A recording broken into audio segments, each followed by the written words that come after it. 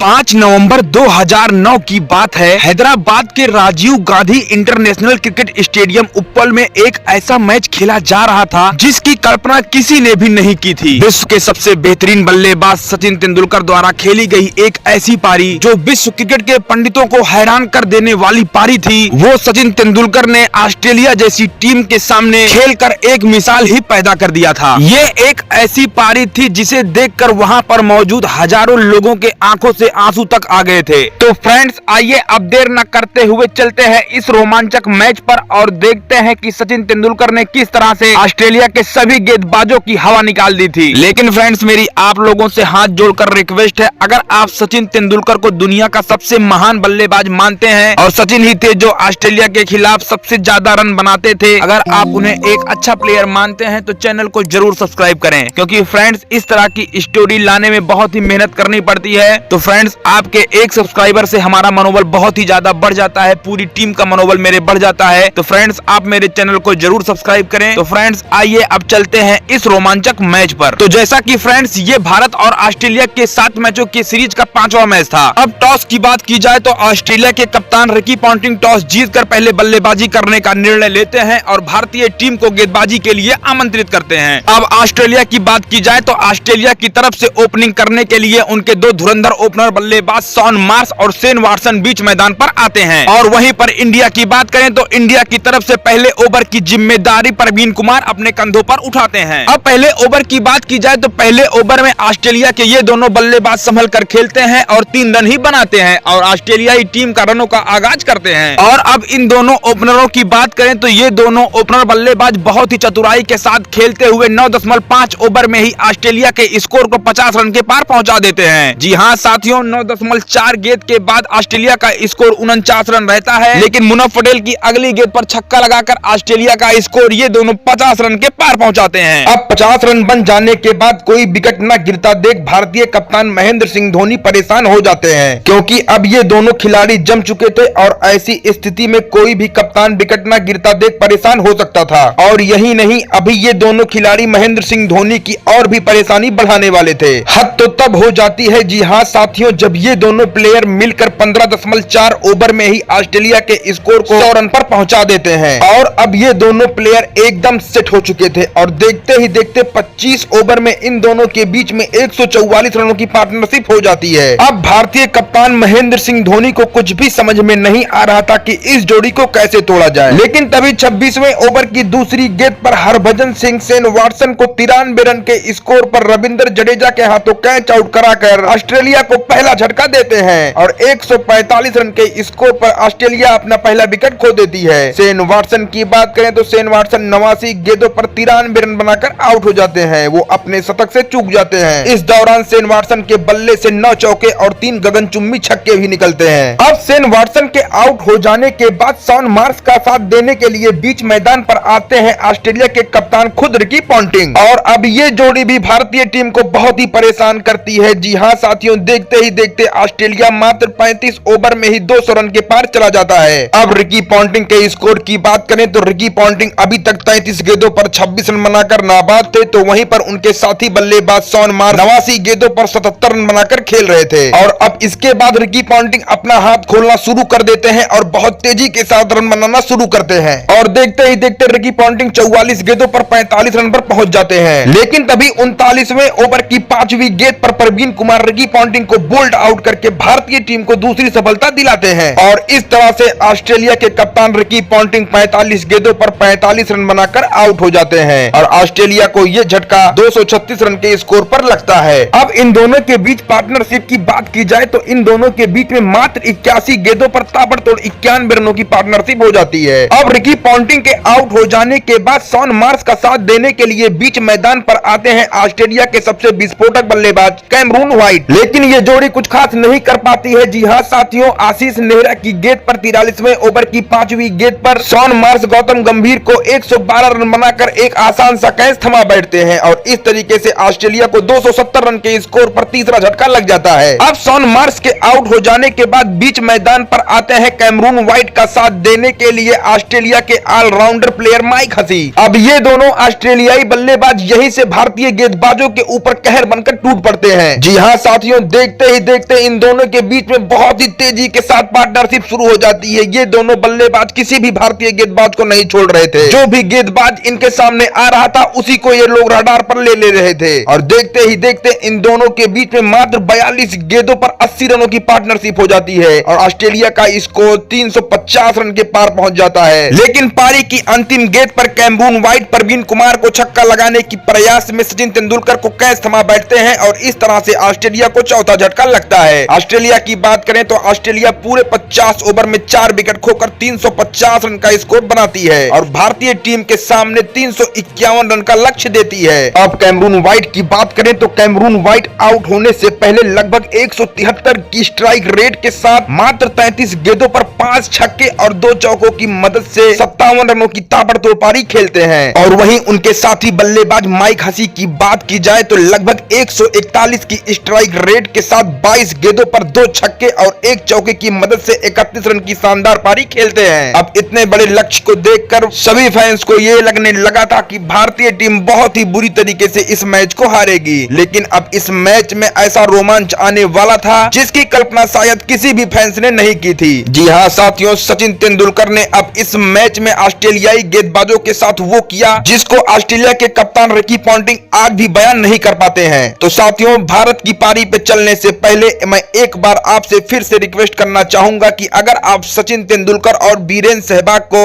एक विस्फोटक बल्लेबाज मानते हैं तो चैनल को जरूर सब्सक्राइब करें और वीडियो को ज्यादा से ज्यादा लाइक और शेयर करें। तो फ्रेंड्स, आइए अब चलते हैं वीरेंद्र सहवाग और सचिन तेंदुलकर के उस तूफानी बल्लेबाजी पर। अब भारत की तरफ से वीरेंद्र सहवाग और सचिन तेंदुलकर बीच मैदान पर आ चुके थे और वहीं पर ऑस्ट्रेलिया की बात करें तो ऑस्ट्रेलिया की तरफ से पहले ओवर की जिम्मेदारी बेन हिल्फेनहास अपने कंधों पर उठाते हैं। अब पहले ओवर में ये दोनों भारतीय बल्लेबाज बहुत ही संभल कर खेलते हैं और भारतीय टीम के स्कोर को 3 रन पर पहुंचाते हैं। लेकिन ये तो बात थी पहले ओवर की और विश्व में सभी गेंदबाजों को, सभी कप्तानों को पता है कि वीरेंद्र सहवाग को बहुत देर तक खामोश रखना किसी भी टीम के बस की बात नहीं थी। जी हाँ साथियों, इसके बाद वीरेंद्र सहवाग का रौद्र रूप देखने को मिलता है और भारतीय टीम 8 ओवर में ही 62 रन पर पहुंच जाता है। अब सचिन तेंदुलकर की बात की जाए तो सचिन तेंदुलकर 25 गेंदों पर 24 रन बनाकर खेल रहे होते हैं और वहीं पर दुनिया के सबसे विस्फोटक बल्लेबाज वीरेंद्र सहवाग मात्र 25 गेंदों पर 34 रन बनाकर खेल रहे होते हैं। लेकिन अब 9वें ओवर की 5वीं गेंद पर भारतीय टीम को बहुत ही बड़ा झटका लगता है। जी हाँ साथियों, खतरनाक दिखते जा रहे वीरेंद्र सहवाग 30 गेंदों पर 38 रन बनाकर आउट हो जाते हैं और इस तरीके से 66 रन के स्कोर पर भारतीय टीम को पहला झटका लग जाता है। वीरेंद्र सहवाग की बात करें तो वीरेंद्र सहवाग आउट होने से पहले लगभग 127 की स्ट्राइक रेट के साथ 30 गेंदों पर 5 चौके और 1 छक्के की मदद से 38 रन बनाकर आउट हो जाते हैं। अब सहवाग के आउट हो जाने के बाद बीच मैदान पर आते हैं सचिन तेंदुलकर का साथ देने के लिए गौतम गंभीर। लेकिन ये जोड़ी कुछ खास नहीं कर पाती है और 14वें ओवर की तीसरी गेंद पर 13 गेंदों पर 8 रन बनाकर गौतम गंभीर भी 92 रन के स्कोर पर आउट हो जाते हैं और इस तरीके से भारतीय टीम को दूसरा झटका लग जाता है। अब गौतम गंभीर के आउट हो जाने के बाद सचिन तेंदुलकर का साथ देने के लिए बीच मैदान पर आते हैं भारत के ऑलराउंडर प्लेयर युवराज सिंह। लेकिन आज युवराज सिंह भी कुछ खास नहीं कर पाते हैं। जी हां, 19वें ओवर की तीसरी गेंद पर 126 रन के स्कोर पर 10 गेंदों पर 9 रन बनाकर आउट हो जाते हैं और 126 रन के स्कोर पर भारतीय टीम को तीसरा झटका लग जाता है। कोई भी प्लेयर सचिन तेंदुलकर का साथ देने के लिए तैयार ही नहीं हो पा रहा था। जो भी आ रहा था आउट होकर चला जा रहा था।